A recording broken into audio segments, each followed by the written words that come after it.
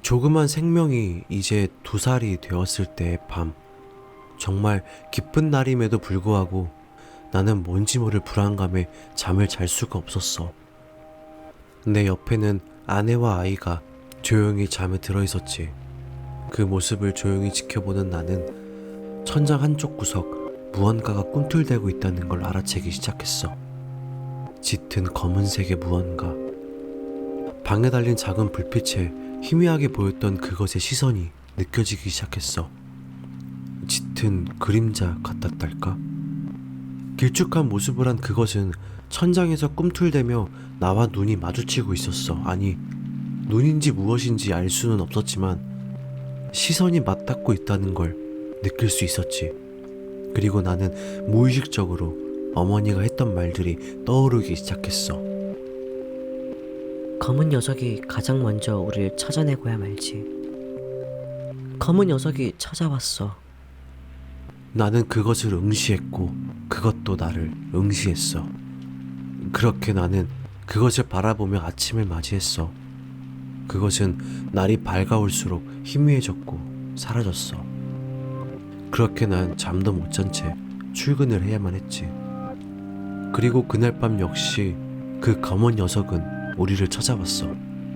한쪽 구석에서 우리를 응시하고 있었고 결국 나는 또다시 뜬 눈으로 밤을 지샜어. 이건 나의 문제일까?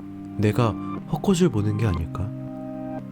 나는 일을 쉬었고 병원을 찾아갔지. 스트레스 때문에 환각이 보이는 겁니다. 당분간 일을 쉬시죠. 이렇게 말을 하더라.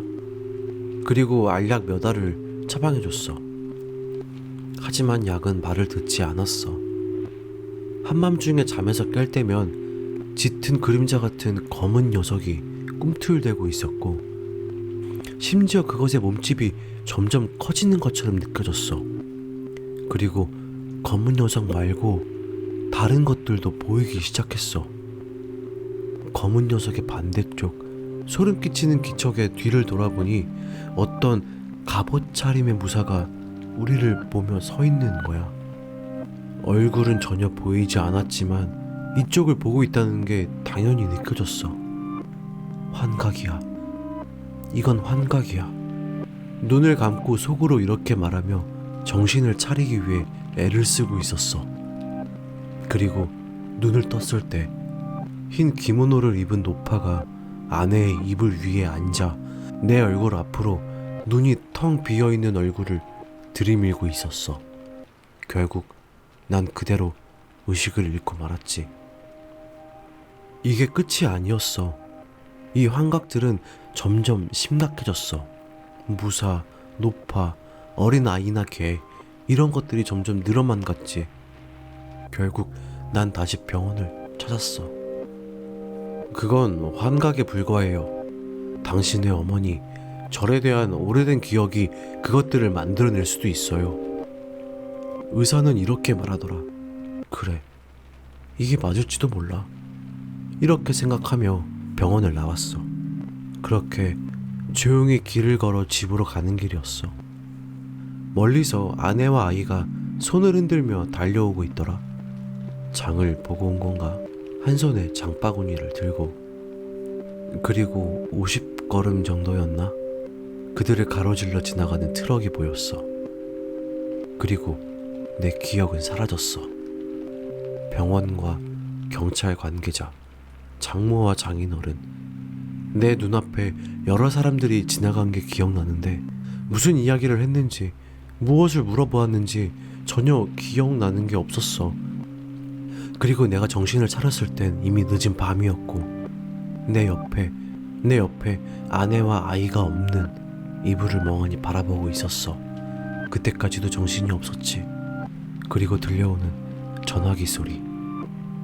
아내와 아이가 다행스럽게도 깨어났다는 이야기. 차가 돌진해 오면서 뒤집혀 다행히 충격이 크지 않았다더라. 물론 운전기사는 그 자리에서 사망했대. 난 전화를 받자마자 바로 튀어올랐어. 병원을 가기 위해 몇 가지 물건을 챙기는데 그 와중에도 그것이 보이더라. 천장에 붙어있던 검은 녀석. 그 녀석이.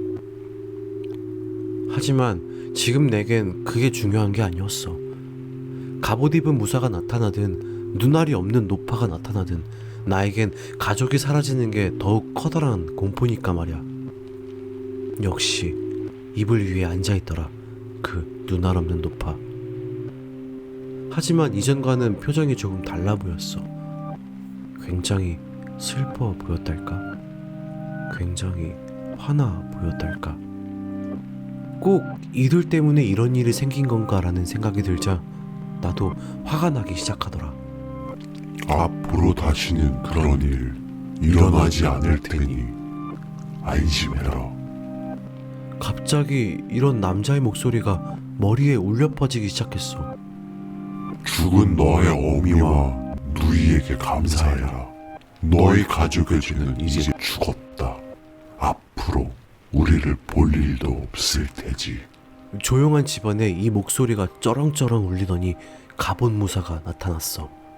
그리곤 검은 녀석에게 손을 뻗어 올리자 검은 녀석은 점점 잠잠해져 가더라. 안심이 되지 않는다면 저를 찾아가라. 내가 해줄 건 이제 없다. 그리고 나는 기억이 사라졌어. 지금 이것들이 꿈인지 생시인지 희미하게 기억이 나더라. 마치 누나의 기억처럼. 그리고 눈앞에 아침이 찾아오는 게 보였어. 3년이 흘렀어. 이 일이 있고 나서. 그제서야 난 그 절, 어머니가 목숨을 끊은 그 절을 찾아갔어. 그때의 주지는 그대로 멀쩡하게 살아있더라고. 그리고 난 그들에게 물었어. 3년 전 나를 쫓아왔던 검은 녀석과 무사, 노파에 대해. 하지만 모르는 게 좋다며 자세히 얘기하진 않더라. 그 세 가지의 존재의 실제 모습은 아무도 본 적이 없는 존재래. 선한 존재인 무사, 악한 존재인 검은 녀석, 중립적인 존재인 노파. 세 존재가 왜 동시에 나타났는지 어머니만 알고 있었다고 해. 하지만 지금은 알 수 있는 방법이 없더라. 예전 며칠 동안 물을 맞으며 경을 외웠던 그 미친 일도 무사에게 기원을 드렸던 거라고. 어머니가 목숨을 끊어가며 빌었던 부탁이 이제야 효력이 발생한 거라고. 목숨을 담보로 한 간절한 부탁을 무사가 들은 거라고. 그리고 나는 다시 현생으로 돌아와 하루하루 성실하게 살아가고 있어. 아직도 영적인 존재나 원념, 그런 것들은 믿지 않지만 이제 나에게 그것들은 아무런 겁도 주지 못한다는 걸 깨닫게 되었지.